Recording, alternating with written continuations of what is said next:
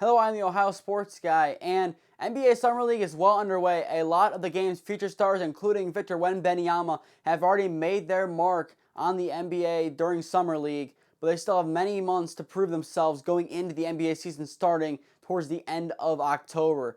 But before then, many questions need to be answered. Who needs to step up in this season? Who is replacing who from which team? And the main question, who will take the next step going into this campaign? So today, we're going to take a look at 10 players who are poised to take this next step in their career and become breakout stars. Alright, just before we start here, if you're not subscribed, go down below. Many of you who watch these videos are not subscribed, so go down below and click the little red button down there, as well as giving the video a like. We're on the push to get to 30 subscribers by the end of July. We're about halfway through the month. So if you're not subscribed, go down below and help us to reach that goal. With that out of the way, let's get into the video. Jabari Smith Jr., Houston Rockets. Alright, kicking today's video off is potentially the most obvious on this list in Jabari Smith Jr., who has impressed so far in Vegas Summer League. However, last year in his rookie campaign, he did not impress, only posting 12.8 points per game, 7.2 rebounds per game, 1.3 assists per game, 40.8 field goal percentage, and 30.7 three-point percentage. You know, if you're thinking to yourselves, alright, that's not horrible. But this guy was the third pick in the draft who could have went number one, as it was still up in the air even on draft day who the Magic were going to select with that pick. And I mean, a lot of his stats were inflated with a better second half of the season, as he started off horribly in his rookie campaign, but he started to get things together. But the big point of focus here is Summer League. Yes, you had to take Summer League with a grain of salt, but he really impressed. That game winner before Wemby's debut, a big driving point into the hype going into this year. And honestly, the Rockets have one of the best up-and-coming teams in the NBA. They have young stars such as Tyrese, Alfred Şengün alongside him, who can help him be the best player he can be. And even with additions such as Dillon Brooks, along with Fred VanVleet, and finally the draft pick of Amen Thompson with the fourth pick, there's a lot of young players here and a lot of vets who can mold these guys into the future. I mean, Jabari Smith couldn't be in much of a better situation than he is in Houston. So with that, my prediction for his 23-24 campaign is 17 points per game, 9 rebounds per game, 2 assists per game, 45% field goal percentage, and finally 37 three-point percentage. Overall, a solid year if he can do this, and he can prove to be the building block for the Houston Rockets going forward into their rebuild. Christian Braun, Denver Nuggets. Christian Braun's name was not very well known until the NBA Finals when he had a couple good games strung together against the Miami Heat, but throughout the regular season of his rookie year, nothing too impressive. 4.7 points per game, 2.4 rebounds per game, 0.8 assists per game, 49.5 field goal percentage, and top it off, 35.4% from three. He's in line for a huge bump in production, however, and can slot into a 6th or 7th man role considering the fact that Bruce Brown left in free agency for Indiana.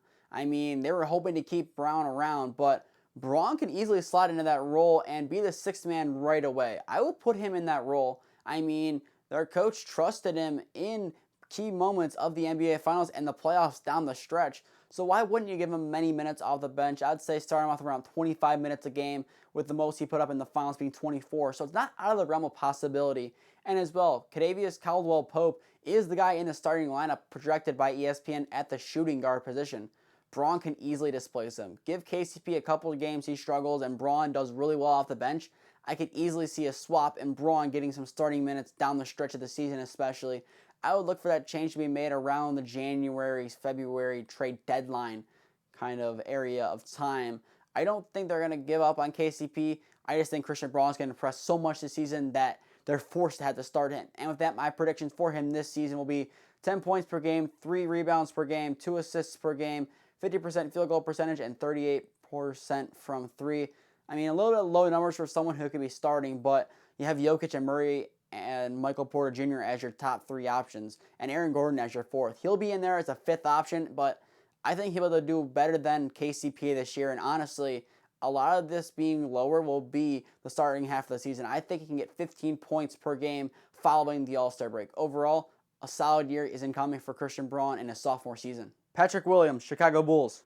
Coming out of college, Patrick Williams had a lot of hype given he was drafted the number 4 pick in the 2020 NBA draft, but he hasn't quite lived up to it yet. In his best season so far, which was last year, he was able to average 10.2 points per game, 4 rebounds per game, 1.2 assists per game, 46.4 field goal percentage. The Bulls are kind of stuck in what I call NBA purgatory. They're not really bad. They're not going to get a top pick in the draft.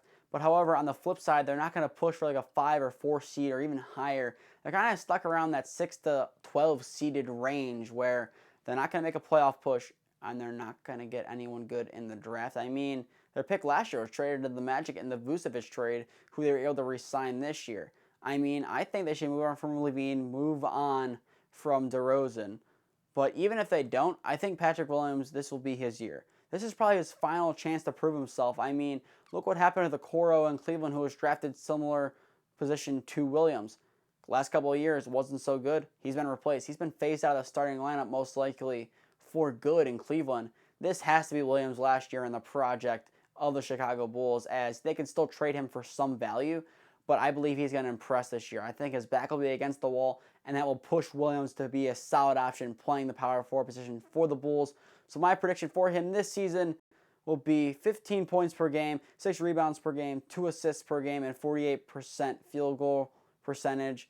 The Bulls don't have anything to play for. Williams has his whole career and his paycheck to play for. If he can do well this year, he can cement himself as part of the Chicago Bulls moving forward in a year that will most likely be forgotten by most Chi-Town fans. Kade Cunningham, Detroit Pistons. Okay, now we get into more of the established NBA players to a degree who are kind of making the next jump, which would be into stardom. I mean, looking at my list right now, you have a couple younger guys, but Kade Cunningham is really one of 2 guys on here whose next step is to be an all-star and a star player for a contending team. And I think this is the year he can finally make that jump. His sophomore year, only 12 games played, 76 games in his career so far. A rookie year that was pretty decent for him. I mean, last year in the games that he played, along with the games in his rookie year, he has averaged 17.8 points per game, 5.6 rebounds per game, 5.6 assists per game, 41.6 field goal percentage, and to top it off, 30.9 from three-point range. He's expected to be a star given his number 1 draft pick status in the 21 draft, but many think he's going to struggle this year. Many think that the young core led by Jaden Ivey, Jalen Duren, and other young guys like that are going to make him struggle a little bit this year, including with the draft pick of Asar Thompson that could potentially take away time from Kade Cunningham. Most likely won't, but many think it's to take a second for him to gel back into the team, but I don't think that's going to be the case at all. He's a one-man and one-man alone. Monty Williams. They did not give him a 6-year, $72 million contract for him just to go, oh, I'm going to make a little bit of moves here. We're going to ease Kade Cunningham back in. No. He is here to try to win and win in the next couple of years. He knows his back has to be against the wall because he is the highest paid coach in NBA history. So you bet he's going to be using Kade Cunningham as much as he can. And I think he can make him into a star, elite player for the Detroit Pistons and bring back some of the glory days they had in the early 2000s and especially the 90s back in the Bad Boy Pistons era. And I think Kade Cunningham will be the front man for this. And you'll be able to see game 1, he steps back on the court all the way through this season. You'll see that Kade Cunningham is an absolute monster and deserves to be the first pick, even over guys like Evan Mobley and Scottie Barnes who've had better careers so far. I'm going to say it after this year, Kade Cunningham will assert himself as clearly the number 1 pick in that class and any redraft that is done from here on out. My prediction for him in this season, 25 points per game, 6 rebounds per game, 7 assists, 45 field goal percentage, and 35% from 3 overall. Kade Cunningham's going to prove himself to be a star, get in the All-Star game, and potentially squeak the Pistons in to a lower spot in the play-in game. Not necessarily saying it's going to happen. I believe Kade Cunningham himself, though, has the power to drag the Pistons along with him into the playoffs. Walker Kessler, Utah Jazz. Kessler had a pretty solid rookie year going into a new-look Jazz team after getting rid of Donovan Mitchell and Rudy Gobert in big blockbuster trades over the offseason. And this was enough to get him in the top 3 of the Rookie of the Year voting. His stats, 9.2 points per game, 8.4 rebounds, 0.9 assists, and a field goal percentage of 72%.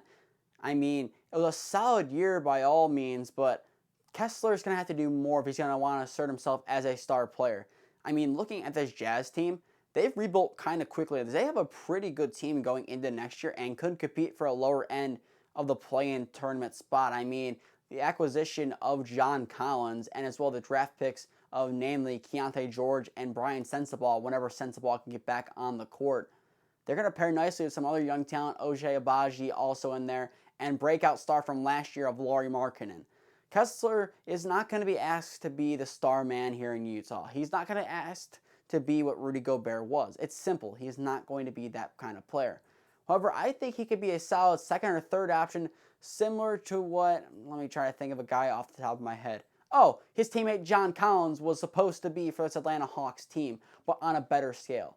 I think John Collins can help mentor Walker Kessler into his role and help Kessler be a menace inside the paint, getting plenty of rebounds, putting up plenty of points, and for the first time in his career, I think he'll average a double-double, getting into my stat prediction, 11 points per game, 10 rebounds, 1 assist, and field goal percentage is 75% overall. Walker Kessler, if he can do this, he can help bring this Jazz team back to the playoffs and potentially make a nice little run if they're able to squeak out a nice game or two in the play-in tournament and as well against a top team like the Denver Nuggets in the playoffs. Shaden Sharpe, Portland Trail Blazers.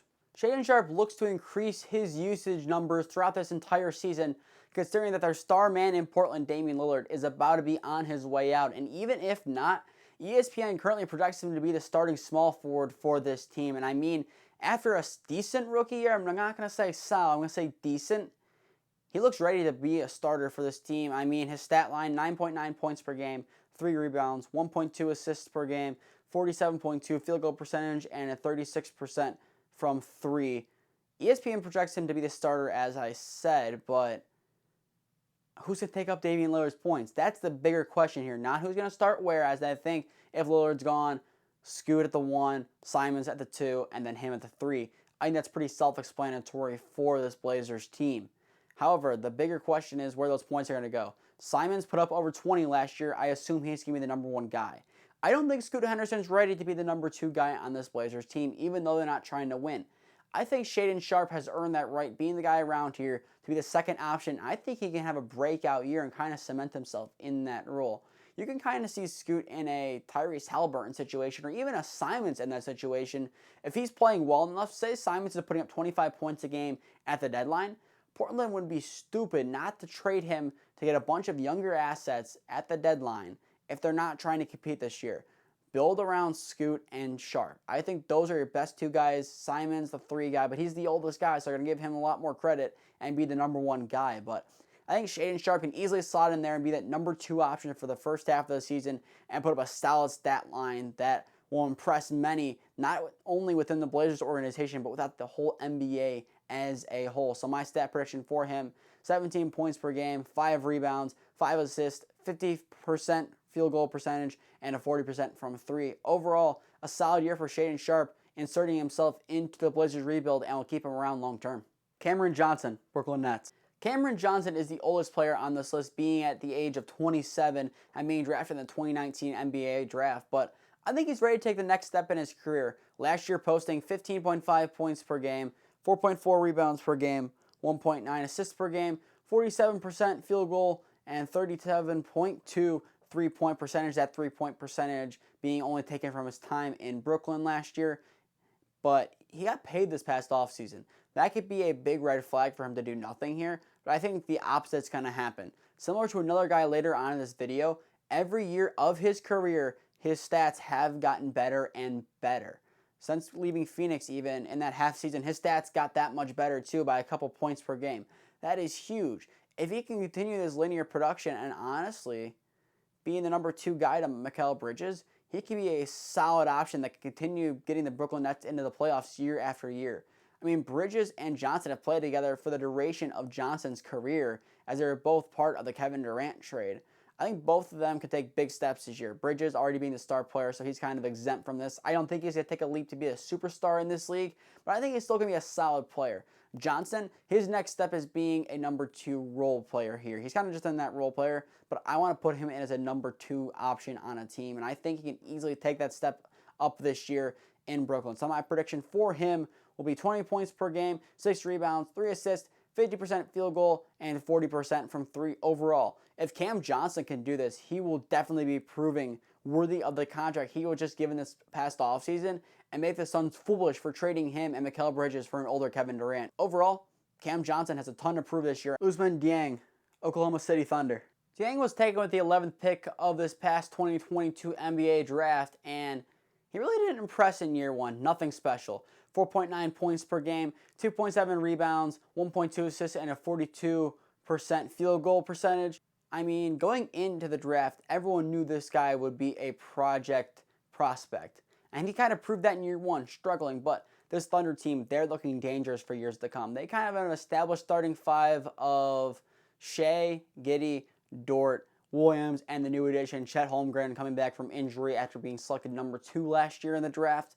But there's some room on the bench for some star players. Case and Wallace being drafted this year, and then you enter into a guy like Usman Deng. I think if he could put up solid numbers this year, Lou Dort could easily be displaced and go into an even younger team. If not, he can improve his stock and be traded in the next couple of years, because looking at the Thunder, they have plenty of draft picks coming up, especially first-round picks, that a lot of these guys are going to have to be traded. Obviously, Shea is kind of untouchable, but a guy like Giddey or Jalen Williams could be shipped off in the next couple of years, potentially, depending on how much they're asking for and how much money they have in reserve. You're kind of an issue what you did with the younger era of the Thunder with Westbrook, Harden, and Durant. I think Harden wanted more money. That's kind of what led to him leaving. He wanted to be a bigger star. I think you can easily see that happen with a guy like Josh Giddey in a couple of years. But I think Usman Deng is going to prove his worth this year, start the season on the bench, but I think through the halfway point, he's going to start splitting time with Lou Dort at the small forward position. So my prediction for him this season, 12 points per game, 4 rebounds, 3 assists, and a 45% field goal percentage overall. If Dan can do this, he's taking a step in the right direction and can prove worthy of a lottery selection from the Thunder. Corey Kispert, Washington Wizards. Corey Kispert last year in Washington split time starting at the small forward position with Deni Avdija, who was drafted a year before him, but he improved to Braun his rookie year in that season, posting 11.1 points per game, 2.8 rebounds, 1.2 assists, 49.7 field goal percentage, and a 42.4 three-point percentage.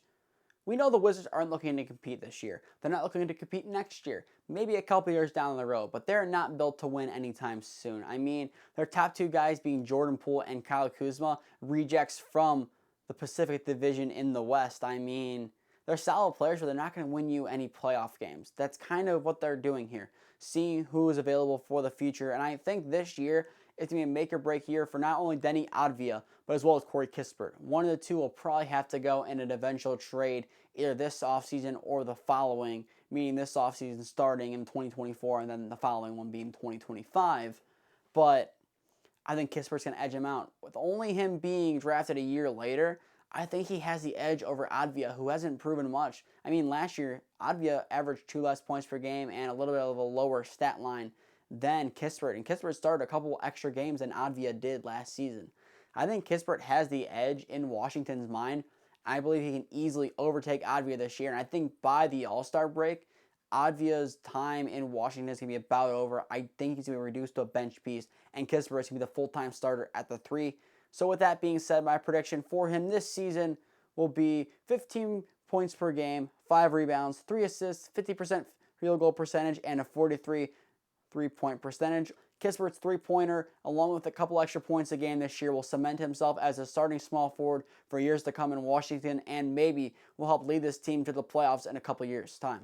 Tyrese Haliburton, Indiana Pacers. We saved the most bold on this list for last, but Haliburton kind of had a similar rise that Cam Johnson's had throughout his career, his stats increasing each year, and even once the split happened from his team in the West to the East, his stats skyrocketed even that much more. Last year, Haliburton put up a stat line of 20.7 points per game, 3.7 rebounds, 10.4 assists, 49% field goal, and 43-point percentage.